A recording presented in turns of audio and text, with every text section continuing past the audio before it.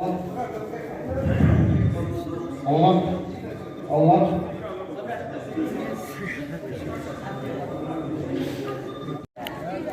اليوم السبت 14 شعبان 1445 للهجرة.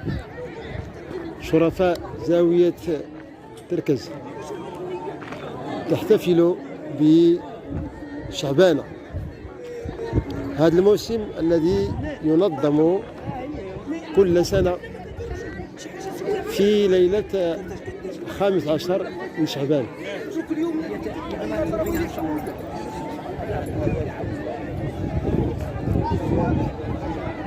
يجتمع فيه شرفاء تركز القادمين من أماكن متباعدة،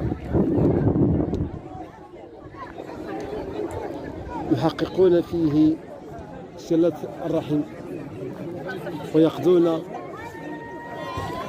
يوما وليلة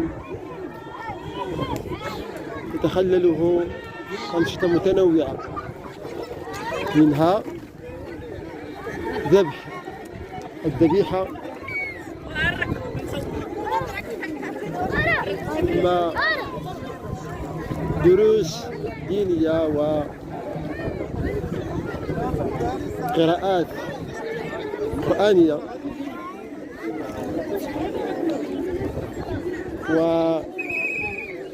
وتعارف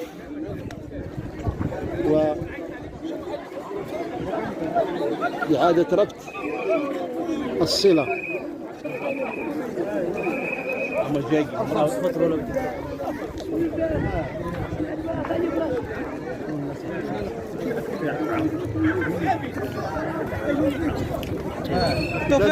كما قلنا شرفاء زاوية تركز بدوار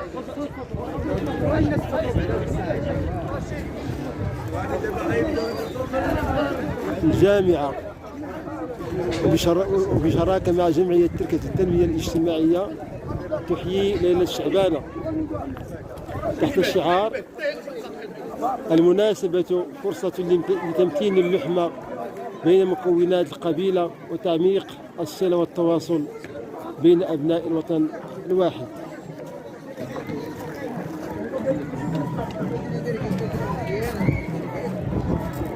من هنا استقبال الضيوف بالحليب والتمر.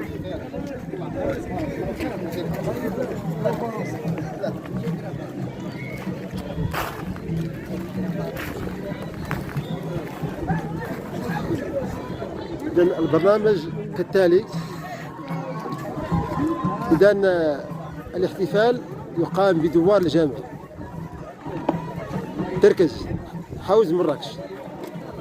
بداية البرنامج على الساعة 8 صباحا استقبال الضيوف، 9:30 مراسيم ذبح النحيرة، 10:30 وجبة الإفطار، 11:30 افتتاح الحفل بتلاوة مباركة من الذكر الحكيم، 11:45 كلمة ترحيبية للجنة المنظمة تتخللها وصلات قرآنية وإنشادية سريعة وتكريمات، 12:30 قراءة جماعية وذكر وعمارة، 13:30 صلاة الظهر، 14:10 أو الثانية بعد الزوال و10 دقائق كلمات الضيوف والوفود الزائرة، 3:10 دقائق وجبة الغذاء، بعدها صلاة العصر، ثم دروس ومداخلات وفعاليات متنوعة، صلاة المغرب، قراءة الحزب، درس ديني، ذكر وإنشاد، صلاة عشاء، قراءات قرآنية وذكر وإنشاد، درس ديني، وجبة العشاء، قراءة وذكر ودعاء، اختتام. إذن هذا باختصار برنامج هذا اليوم.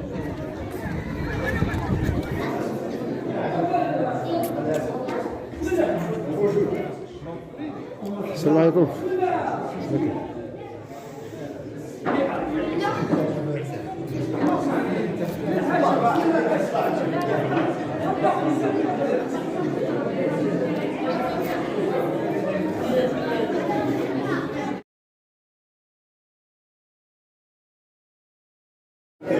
اليوم كما تلاحظون ففضلا عن طابعها الديني فإن إحياء هذه الليلة اليوم يكتسي طابعا ثقافيا واجتماعي.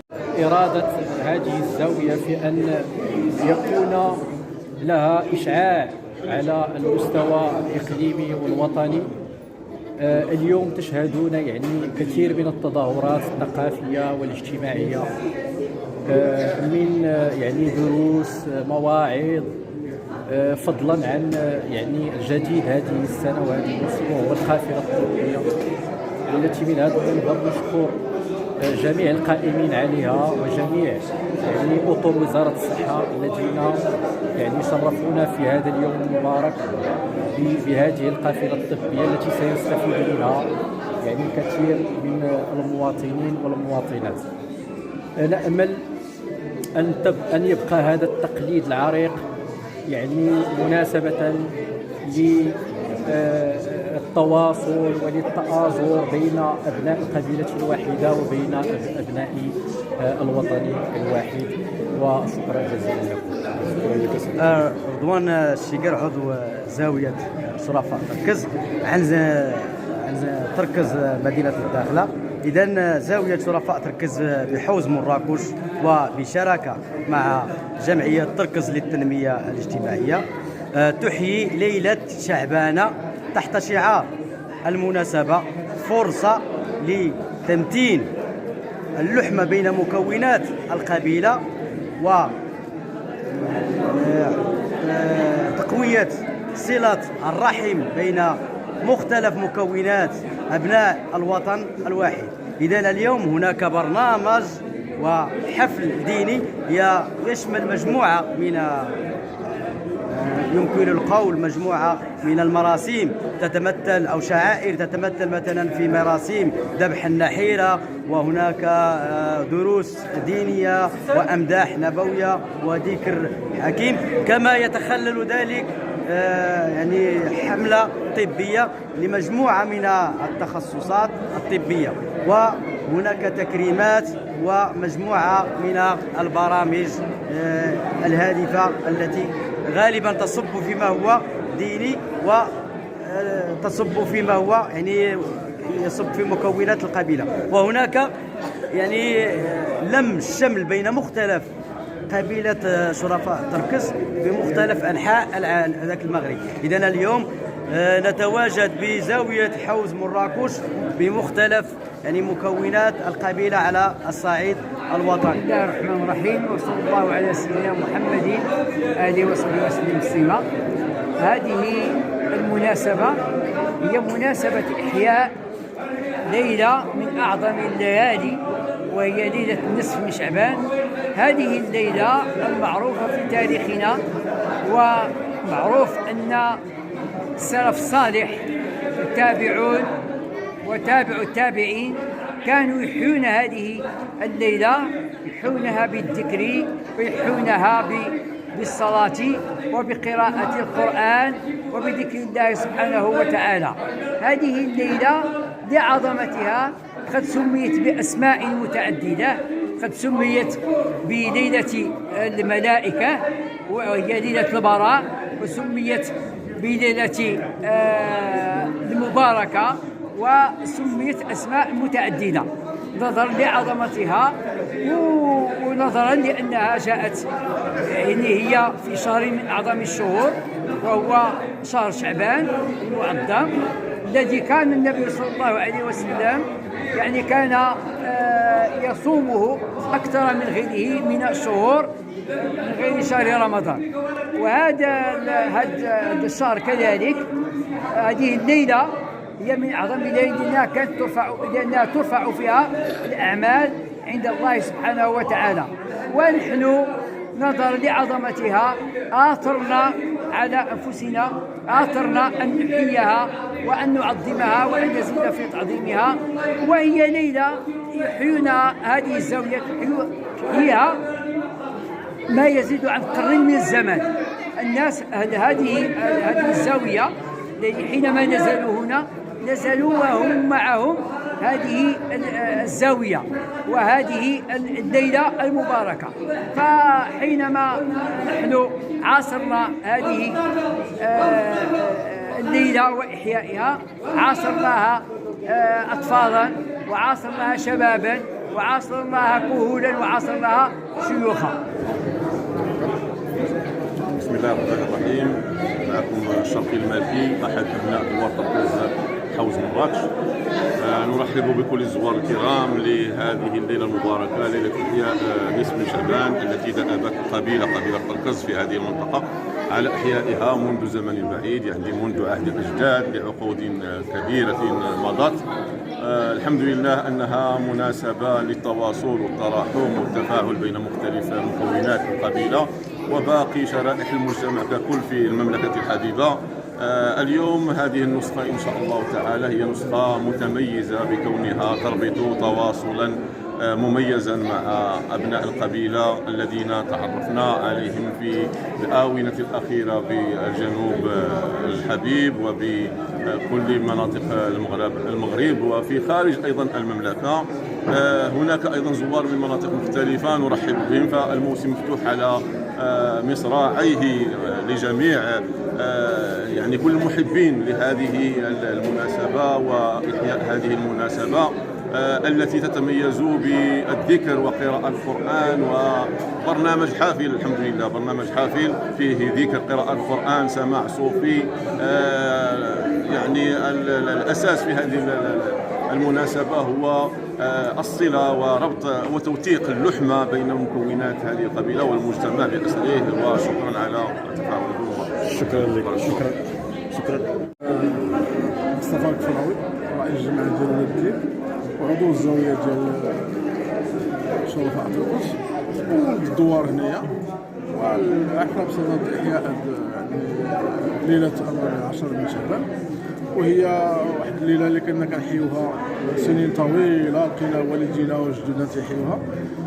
الآن بالنسبة لهاد السنة هذه الإخوان والشباب والجمعية حاولت أنها تطور هاد الليلة هذه وتعطيها حلة جديدة، بالرغم أن المضمون بقى هو يعني التقاليد بالنسبة للمراسم كدوز كيف لقيناها، ولكن كاين واحد شوية ديال التجديد فيما يخص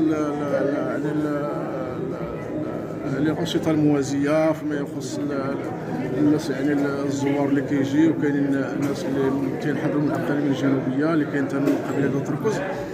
الحمد لله هاد الليلة كيف قلت لك جدودنا وحنا كنحيوها وغادي نبقاو تيحيوها ولادنا ان شاء الله، وكنتمناو مقام سعيد لجميع الزوار، وكنتمناو ان هذا النشاط يدوز في احسن ظروف.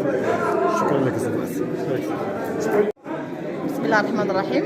مريم الصياد، أمينة المال ديال جمعية قلوب رحيمة. كنشارك معكم اليوم في هذه الملحمة اللي كنسميها ملحمة وطنية كبيرة جدا في الزاوية ديال الشرفاء اللي حنا حاضرين فيها في عين المكان. يعني كننظموا واحد القافلة يعني طبية اللي فيها مجموعة ديال الأطباء متطوعين وبزاف ديال الناس مشاركين باش نساهموا في هذه الملحمة الكبيرة اللي كتنظم واقيلا سنويا في زاوية الشرفاء. معنا ناس اطباء طب عام وتخصصات وطب اطفال، وان شاء الله يعني على حسب النتائج ديال القافله الطبيه غادي نحاولوا نشوفوا الناس يعني الحالات المستعصيه. عندنا وعود من الاطباء المتخصصين اللي معنا في الجمعيه ان شاء الله اللي غادي نرسلوا لهم هذه الحالات المستعصيه ونقدروا نتكفلوا بهم ان شاء الله حتى اذا كان الله يحفظ عمليات جراحيه او لا يعني تتبع شامل حتى النهايه ديال الحاله ديالهم.